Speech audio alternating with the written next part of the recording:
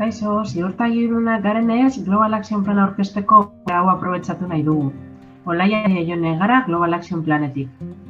Global Action Plan, GAP, nazioarteko sare bateko kidea den erakunde bat da, estatuan 25 urte daramatza eta pertsonen ohiturak iraunkorragoak egitea du helburu.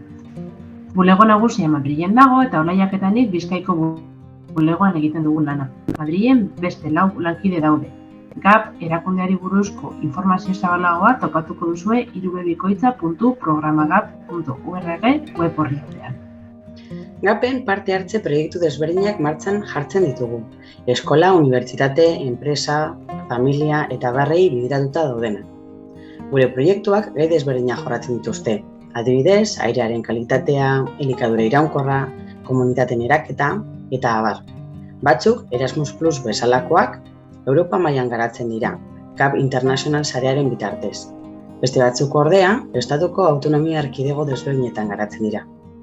Eta, azken proiektu bat ere daukagu, Bizkaian mailan garatzen ari garena. Global Action Planek web orrialde propioa izateaz gain, sare sozial propioak ere baditu, eta berdina gertatzen da GAPetik eramaten ditugun proiektu gehienekin. Hau da, web orrialde propioa eta sare sozial propioak ere dituzte. GAP Bizkaiko bulegoak duela 3 urte eskuratu zuen bai euskarari euskararen bidean ziurtagiria. Proiektuak leku euskaldunetan martxan jartzen ditugunean beti egiten dugu lan elebiduna eta lehen hitza euskaraz izan dadin ahalegina egiten du. Madrileko lankideekin harreman estua daukagunez, horrek eguneroko euskararen erabilera izan zitekeen bezain altua ez izatea eragiten du. Logikoa denez, eurekin gaztelaniaz mintzatzen garelako.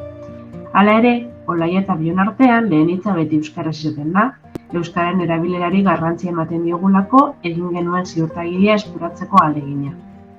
Espero dugu bideo honi esker GAP hobeto ezagutu izana.